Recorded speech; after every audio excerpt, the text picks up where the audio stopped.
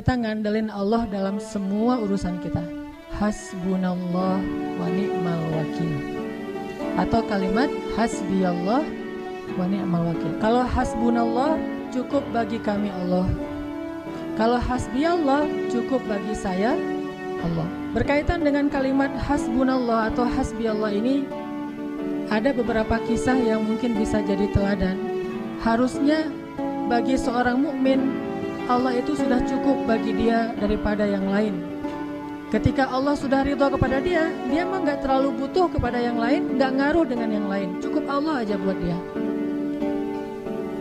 Dia tidak akan kecewa karena orang lain tidak menghargai. Dia tidak akan kecewa ketika orang lain meninggalkannya. Dia tidak akan sedih ketika dia dalam kesendirian. Dia tidak akan merasa bergantung kepada orang lain moodnya, karena moodnya itu tergantung kepada Allah Subhanahu Wa Taala. Kalau Allah sudah ridho bagi saya cukup. Harta, kalau dibandingkan dengan Allah, saya lebih memilih Allah daripada harta.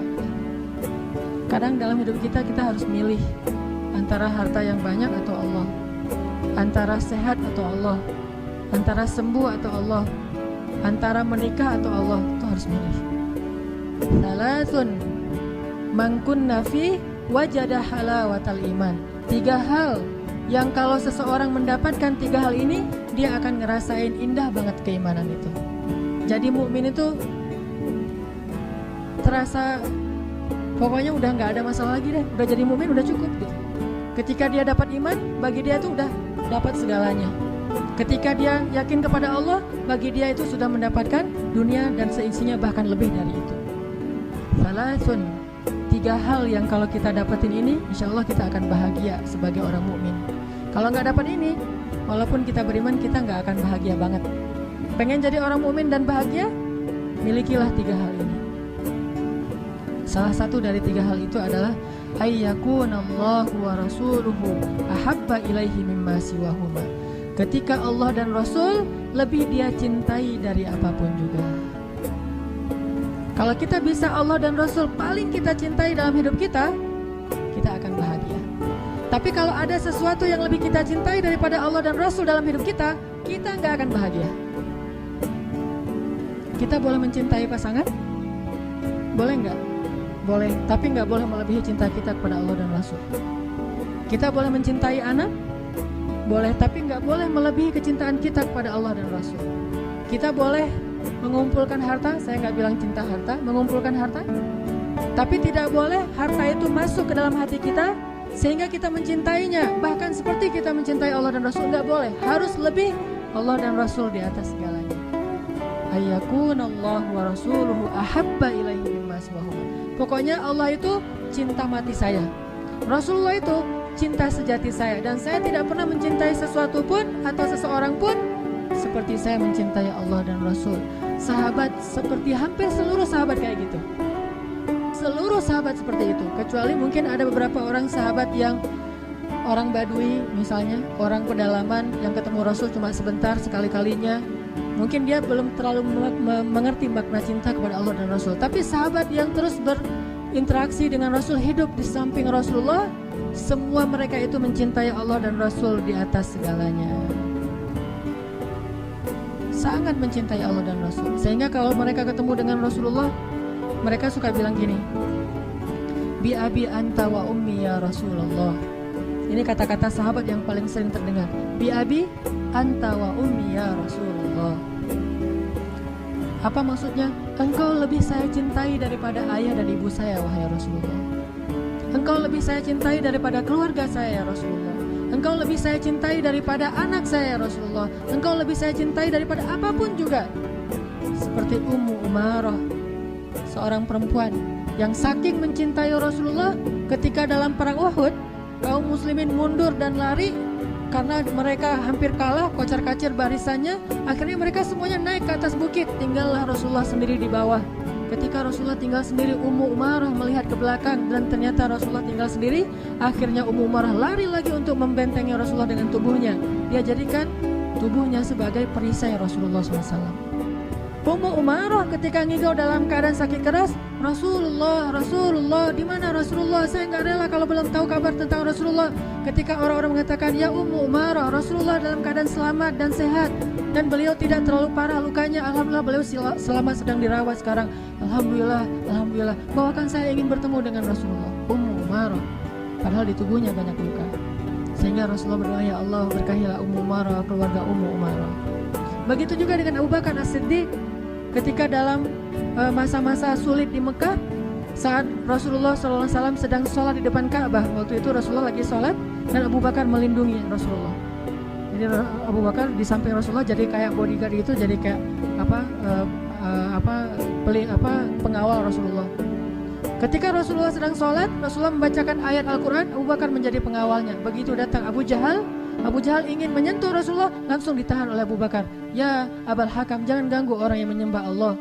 Kemudian akhirnya mereka mengeroyok Abu Bakar sampai wajahnya tidak dikenali, digebukin rame-rame sama Abu Jahal dan kawan-kawannya.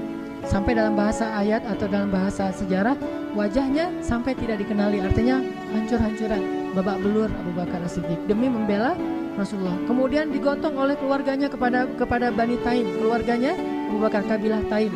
Ketika beliau sadar dari pingsannya, yang pertama beliau tanya, gimana Rasulullah, bagaimana keadaan Rasulullah, bagaimana keadaan Rasulullah.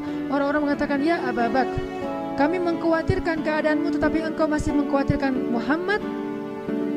Kata ibunya, wahai anakku, istirahat dulu, minum obat, makan, minum dan seterusnya. Kata Abu Bakar, demi Allah, saya tidak akan makan dan minum sebelum saya tahu keadaan Rasulullah SAW.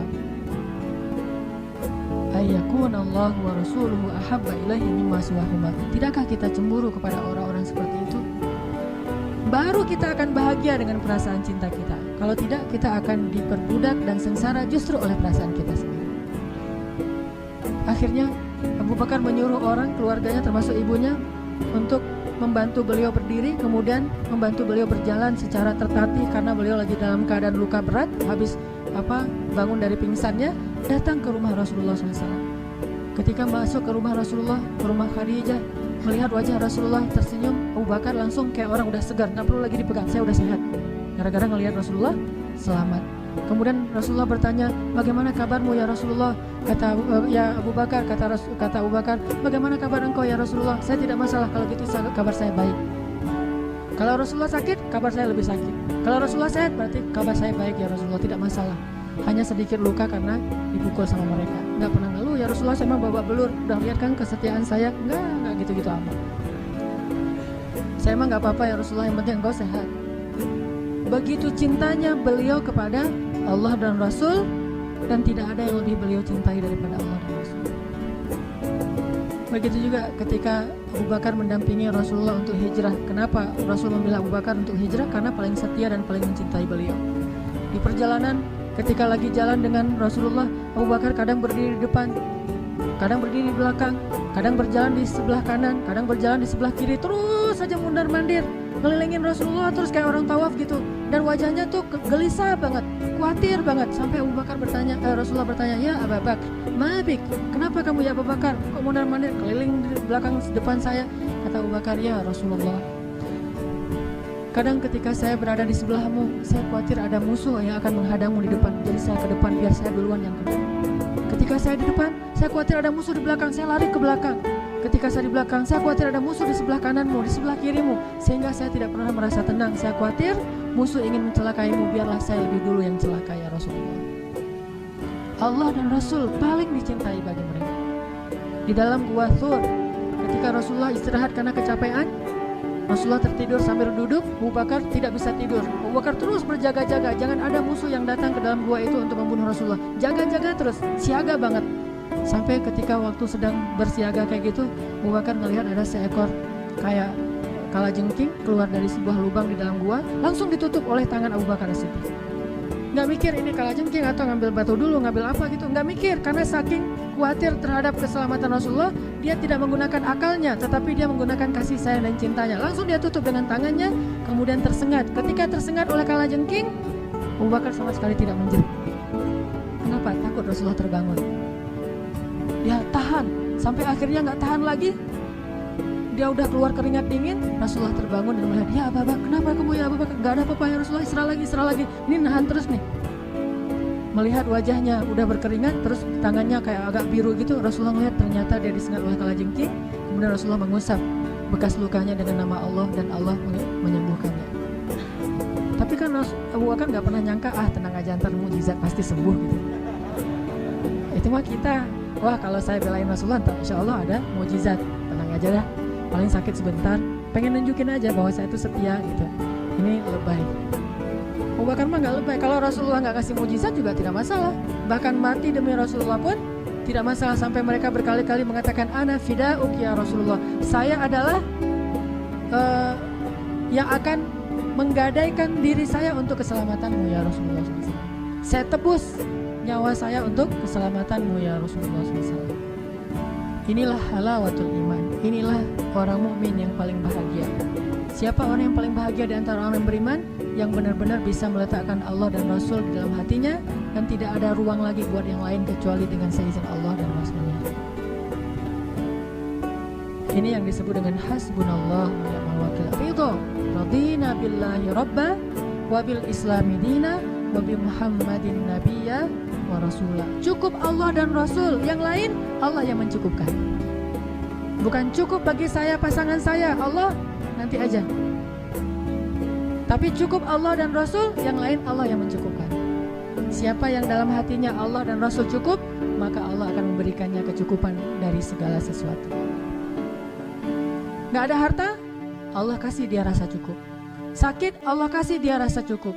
Sendiri, Allah kasih dia rasa cukup. Yang membuat kita sengsara itu bukanlah kita kekurangan harta, bukanlah kita sendiri, bukan kita dalam keadaan susah atau banyak penyakit. Yang membuat kita sengsara itu hati kita tidak cukup merasa bahagia. Terlalu kecil ruangnya untuk kebahagiaan, sehingga kita selalu merasa hampa. Sedangkan orang yang Allah cukupkan, mungkin dia adalah orang yang Allah uji dengan penyakit sekian belas tahun tidak sembuh seperti Nabi Ayub. Mungkin dia orang yang Allah uji dengan kehilangan orang-orang yang dia cintai seperti Nabi Yakub. Mungkin dia adalah orang yang diuji dengan harus meninggalkan orang yang paling dia cintai seperti Ibrahim. Tetapi Allah cukupkan hatinya dengan kebahagiaan. Hasbunallah. Tidak ada yang lebih berharga bagi kita daripada Allah. Maka siapapun yang memberikan hatinya lebih dulu kepada makhluk sebelum kepada Allah dan Rasul, siap-siaplah untuk sengsara dan kecewa. Berikan hati kita kepada Allah dan Rasul. Setelah itu Allah yang akan memberikan hati itu kepada orang yang paling layak untuk kita. Jadikan Allah dan Rasulullah itu cukup dalam hati kita. Setelah itu Allah akan mencukupkan segala kebutuhan kita. Bagaimana orang-orang salih merasa Allah dan Rasulullah itu cukup bagi dia, dan tidak ada lagi yang membuat dia gelisah setelah Allah dan Rasul.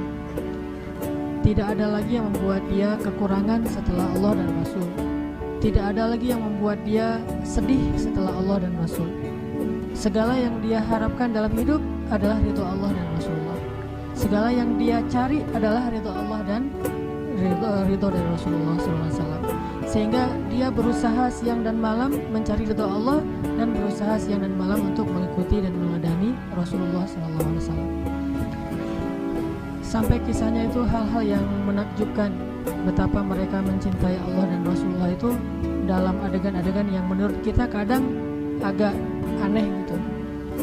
Seperti Imam Ibnu Taimiyah, ketika beliau ditangkap, beliau tenang. Lalu ketika di dalam penjara beliau dikurung sendiri, beliau tenang. Ketika beliau dibiarkan kelaparan, beliau tenang. Ketika beliau dibuat tidak bisa tidur, beliau tenang. Bahkan ketika beliau mau dihukum mati digantung, beliau tenang. Sampai orang-orang penasaran dan bertanya kepada Ibnu Taimiyah, kenapa engkau tenang sekali menghadapi semua ujian ini? Apa kata beliau? Ketika saya dikurung, maka saya menganggap diri saya sedang berduaan dengan Allah, dan itu membuat saya tenang. Ketika saya tidak bisa tidur, maka saya sedang menganggap saya sedang qiyamul lail dan menghadap Allah yang turun ke langit dunia setiap malam, dan itu membuat saya tenang. Ketika saya lapar, saya menganggap saya sedang berpuasa karena Allah, dan itu membuat saya tenang. Dan kalau mereka mengancam saya untuk dibunuh, saya anggap saya mendapatkan keistimewaan syahid di jalan Allah, dan itu pun membuat saya tenang. Jadi tidak ada satupun masalah di dunia itu yang membuat dia gusar atau membuat dia panik, membuat dia putus asa, karena selalu dia merasa bersama Allah Subhanahu wa Ta'ala. Hasbunallah wa ni'mal wakil. Cukup bagi kita Allah. Teman-teman pernah nggak ngerasain kalau misalnya naik motor yang biasa pakai helm, sesekali naik motor jalan jauh nggak pakai helm, kira-kira ngerasa khawatir nggak, hariwang nggak tuh? Hariwang kan? Hariwangnya bukan karena takut kecelakaan, takut ada razia.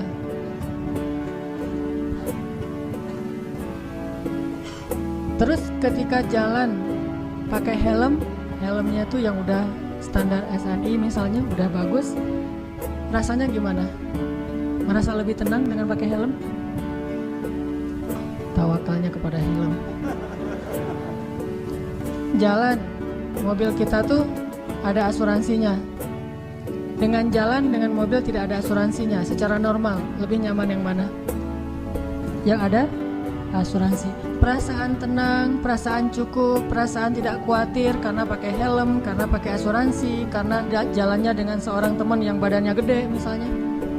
Jalan kita kemana gitu ya, ke tempat-tempat umum yang kadang-kadang kita nggak tahu ada orang macam-macam, tapi kita jalannya tuh bareng teman yang dia tuh sebutlah kolonel muda, pakai baju loreng, dia bawa pistol kemana-mana, jalan sama dia. Kita kan agak kebawa-bawa gaya-gaya dikit ya, soalnya ada teman. Begitu dia nggak ada, cute langsung gitu. Kenapa bisa kayak gitu? Karena merasa tenang, cukup dengan ada orang-orang yang kita anggap bisa melindungi kita, dengan ada hal-hal yang bisa melindungi kita. Apakah kalau kita membaca doa ketika kita meninggalkan rumah, kita ngerasa tenang seperti pakai helm? Kalau belum baca doa, astagfirullah, ternyata saya belum baca doa. Subhanalladzi sakharana hadza. Pas sudah selesai baca doa, udah tenang nih. Nyetirnya tenang nih. Kenapa? Udah baca doa. Nyetirnya tenang. Kenapa? Karena udah tawakal sama Allah. Ninggalin keluarga tenang. Kenapa? Karena udah baca doa. Ya Allah, saya titipkan keluarga saya kepadamu. Engkau sebaik-baik penjaga. Udah pergi tenang. Walaupun kita agak-agak sering dengar berita buruk tentang kondisi di lingkungan kita, tapi begitu kita baca doa jadi tenang. Ala bidzikrillahi tatmainnul qulub. Itulah orang yang menjadikan Allah hasbi Allah. Terus kalau ada masalah diingatkan, tenang aja lah, kita serahin aja sama Allah. Oh iya ya, serahin sama Allah, gampang lah kalau kayak gitu mah. Udah ngelibatin Allah jadi tenang. Itu berarti hasbi Allah. Sehingga kalau ada masalah sedikit, udah serahin aja sama Allah. Ya udah, tenang. Udah ntar Allah yang balas. Oh, sebaik-baik Allah sebaik-baik pembalas, balasannya jauh lebih baik daripada balasan manusia. Tenang. Kenapa bisa merasa tenang? Karena di hatinya itu hasbi Allah, cukup Allah, dan yang lain itu nggak akan pernah memberi kecukupan buat kita kecuali Allah Subhanahu